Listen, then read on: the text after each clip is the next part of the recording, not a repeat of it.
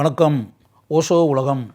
ஓஷோ மிக உயர்ந்த ஒரு விஷயத்தை சொல்லியிருக்காரு. அந்த விஷயத்தை இப்போ நான் சொல்கிறேன். என்ன அப்படின்னா, இந்த மதத்தை பரப்புபவர்கள் அப்படின்னு இருக்காங்கல்ல, ரிலிஜியன் பிரச்சாரம் அது பண்ணக்கூடியவங்க எல்லாருமே பொதுவாக ஒரு விஷயத்தை சொல்லுவாங்க. நீங்கள் எதை பற்றியுமே கவலைப்படாதீங்க, உங்களை கடவுள் பார்த்துக்குருவார், கடவுள் உங்களுக்கு செய்வார், உங்களுக்கு என்னென்ன பண்ணணும்னு நினைக்கிறாரோ அதெல்லாம் கடவுள் செய்வார். நீங்கள் பெரிய ஆளாகணும்னு நினைக்கிறீங்களா, கடவுள் உங்களுக்கு பெரிய ஆளாக்கி விட்டுருவார். நீங்கள் கோடீஸ்வரனாகணும்னு நினைக்கிறீங்களா, கடவுள் உங்களுக்கு கோடீஸ்வரனாக்கி விட்டுருவார். நீங்கள் மிகப்பெரிய சாதனையாளராகணும்னு நினைக்கிறீங்களா, கடவுள் உங்களை மிகப்பெரிய சாதனைகள்லாம் பண்ண வச்சுருவார். நீங்கள் மிக உயரத்தில் போய் உட்காரணும்னு ஆசைப்படுறீங்களா, கடவுள் உங்களை மிக உயரத்தில் போய் உட்கார வச்சுருவார். நீங்கள் ஒரு சந்தோஷமான வாழ்க்கை வாழணும்னு நினைக்கிறீங்களா, கடவுள் உங்களை வாழ வச்சுருவார். நீங்கள் சும்மா உட்காந்துட்டு இருந்தால் போதும், வெறுமனே இருந்தால் போதும், சும்மா இருந்தால் போதும், நீங்கள் ஒன்றுமே பண்ண வேண்டாம் அப்படின்னு இப்படி சொன்னால் அது நடக்கக்கூடிய விஷயமா? சும்மா இருந்தால் போதுமா? நடக்குமா? அதுவாக நடந்துருமா? நீங்கள் உன்னதமான இடத்துல போய் உட்காந்துருவீங்களா, உயரமான இடத்துல போய் உட்காந்துருவீங்களா, சாதனையாளர்கள் ஆயிடுவீங்களா? கடவுள் மேலே அவங்க சொன்ன மாதிரி கடவுள் மேலே இருக்கக்கூடிய நம்பிக்கை மட்டுமே. அவங்க மதத்தை பரப்புவர்கள், மத பிரச்சாரம் பண்ணக்கூடியவர்கள் உங்கள்கிட்ட ஒரு நம்பிக்கையை உண்டாக்குகிறார்கள். அந்த நம்பிக்கை மட்டுமே வாழ்க்கையில் போதுமா? அந்த நம்பிக்கையுடன் இருந்து நீங்கள் செயல்படாமல் சும்மா உட்காந்துக்கிட்டு உங்கள் அறிவை டெவலப் பண்ணாமல், உங்களை வளர்த்துக்கிறாமல், உங்களை மேம்படுத்தி கொள்ளாமல், உங்களுடைய பொட்டன்ஷியலை இன்க்ரீஸ் பண்ணாமல், உங்களுடைய ஆற்றல்களை அதிகரிக்காமல், உங்களுடைய அறிவை மிகப்பெரிய அளவில் டெவலப் பண்ணிக்கிறாமல், உங்களுடைய திறமைகளையெல்லாம் பல்வேறு வகைகளில் வளர்த்து கொள்ளாமல், வெறும் நம்பிக்கையை மட்டுமே வைத்து கடவுள் நம்மளை பார்த்துக்குருவார், கடவுள் என்ன பெரிய ஆளாக்கிடுவார், கடவுள் என்ன பெரிய உயரத்தில் கொண்டு போய் உட்கார வச்சுருவார் அப்படின்ற மாதிரி மட்டுமே நீங்கள் மனசுக்குள்ளே நினச்சிட்டு இருந்தீங்க அப்படின்னா, உங்களால் அப்படி ஆக முடியுமா? உயரத்தில் போய் அமர முடியுமா? சிம்மாசனத்தில் போய் உட்கார முடியுமா? பீடத்தின் மேல் கம்பீரமாக போய் அமர முடியுமா?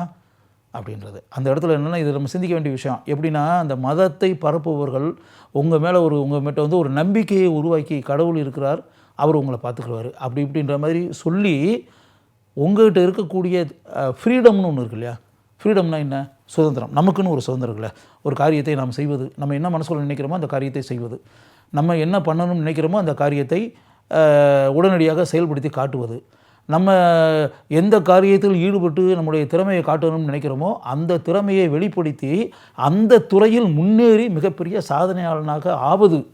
நாம் மிகப்பெரிய கலைத்திறமைகள் கொண்ட மனிதன் அப்படின்ற மாதிரி இருக்குன்னு, அப்போ அந்த கலைத்திறமை கொண்ட மனிதன் அப்படின்ற மாதிரி இருந்துச்சுன்னா, அந்த கலைத்திறமையை முழுமையாக வெளிப்படுத்தி அப்படி எல்லோரும் அண்ணந்து பார்க்கக்கூடிய அளவிற்கு மிகப்பெரிய கலைஞர்களாக பிரகாசித்து அப்படின்றதில் இதெல்லாம் நம்ம தீர்மானிக்கிறது நம்ம தானே. நம்மளை தீர்மானிக்க விடாமல் இவங்க நீ சும்மா இருந்தால் போதும், கடவுள் பார்த்துக்குவார் அப்படின்னா, அப்போ நம்மகிட்ட இருக்க ஃப்ரீடம் இருக்குல்ல, சுதந்திரம் இருக்குல்ல, தேர்ந்தெடுத்தல், செலெக்ஷன், அப்படி தேர்வு செய்தல் அப்படின்ற அதை அவங்க பறிக்கிறாங்க. நம்மகிட்ட இருக்கக்கூடிய ஃப்ரீடத்தை, சுதந்திர எண்ணத்தை, சுதந்திர போக்கை, சுதந்திரமாக செயல்படும் தன்மையை அதை அப்படியே முடக்கி வச்சு அப்படின்னு முடக்கி வைக்கிறது நல்லதா? ஒரு மனிதன் இந்த உலகத்தில் இவ்வளோ பெரிய சாதனையாளர்கள், மிகப்பெரிய உன்னதமான காரியங்களை நிறைவேற்றியவர்கள், மிகப்பெரிய ஆராய்ச்சி அறிஞர்கள், மிகப்பெரிய அறிவியல் கண்டுபிடிப்பாளர்கள், மிகப்பெரிய தொழில் அதிபர்கள், மிகப்பெரிய நினைத்து பார்க்க முடியாத நிகரற்ற திறமைகளை வெளிப்படுத்தி நம்மை ஆச்சரியப்பட வைத்த உன்னத பிறவிகள் அப்படின்றதெல்லாம் நினச்சி பாருங்கள். அப்படி நம்ம எவ்வளவோ திரைப்பட இயக்குநர்களை பார்க்குறோம், திரைப்பட நடிகர்களை பார்க்குறோம், நடிகைகளை பார்க்குறோம், ஒளிப்பதிவாளர்களை பார்க்குறோம், படத்தொகுப்பாளர்களை பார்க்குறோம், கதாசிரியர்களை பார்க்குறோம், பாடலாசிரியர்களை பார்க்குறோம், இப்படியே கலை இயக்குநர்களை பார்க்குறோம். அப்படியே இப்படியெல்லாம் வரும்போது இவங்கெல்லாம் எவ்வளோ பெரிய திறமையை பயன்படுத்தி அவங்களுக்குன்னு ஒரு திறமையை வளர்த்துருக்காங்க, படிச்சிருக்காங்க, பல்வேறு விஷயங்களை கற்றுருக்காங்க, நூலறிவு, அனுபவ அறிவு, பல்வேறு மனிதர்களிடம் பணியாற்றி அவர்களிடம் பயிற்சி பெற்று எந்த அளவுக்கு தங்களை வளர்த்து கொண்டு இப்படிலாம் வளர்த்து தானே மிகப்பெரிய சாதனையாளர்களாக உலகத்தில் இருக்காங்க. நீங்கள் மிகப்பெரிய தொழில் அதிபர்களாக இருக்கவங்களாம் எங்கேயோ ஒரு இடத்துல சாதாரண ஒரு இடத்துல தொழிலை கற்று அந்த தொழிற்சாலையில் இப்படிலாம் செயல்படுறது அப்படின்றத கற்று, அந்த தொழிலை எப்படி செய்ய வேண்டும் அப்படின்றத கற்று, ஒரு நிறுவனத்தை எப்படி நடத்துவது அப்படின்றதெல்லாம் தெரிஞ்சு, எப்படிப்பட்ட பயிற்சிகளையெல்லாம் பெற்று, அனுபவ பாடங்களை பெற்று, உயர்வுகளை கற்று, கீழே வீழ்ந்து, சரிவுகளை சந்தித்து, பணத்தை சம்பாதித்து அல்லது பணத்தை இழந்து,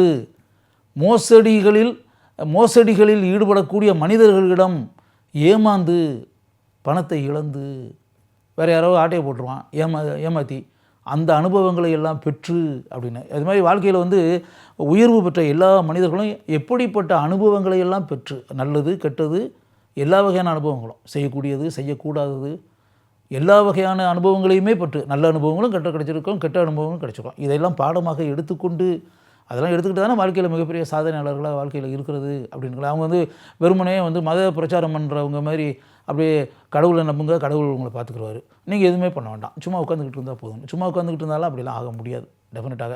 அதாவது எப்படின்னா, அந்த வெறும் நம்பிக்கை மட்டுமே நமக்கு கை கொடுக்காது, அதான் உண்மை. நம்பிக்கை மட்டுமே போதாது.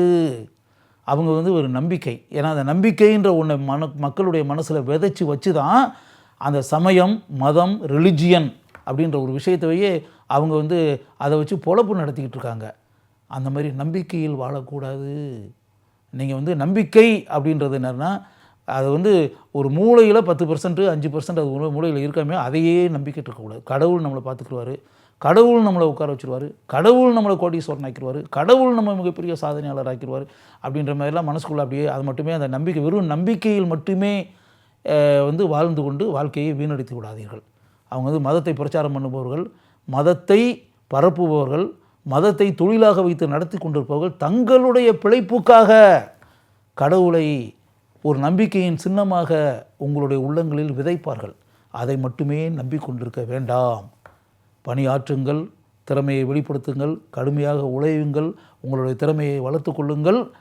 உங்களுடைய திறமைகளால் மட்டுமே நீங்கள் வாழ்க்கையில் உன்னதமான இடத்தை பிடிக்க முடியும், உன்னதமான சாதனைகளை செய்ய முடியும்.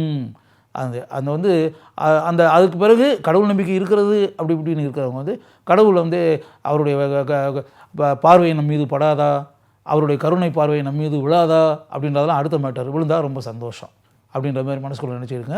ஆனால் நீங்கள் கடுமையாக உழைக்க வேண்டும், உங்களை வளர்த்துக்கொள்ள வேண்டும், உங்களுடைய திறமைகளை பல மடங்கு அதிகரித்து கொள்ள வேண்டும். வாழ்க்கையில் உன்னதமான இடத்திற்கு செல்ல வேண்டும் என்றால் நீங்கள் தொடர்ந்து பயணிக்க வேண்டும், தொடர்ந்து செயல்பட வேண்டும்.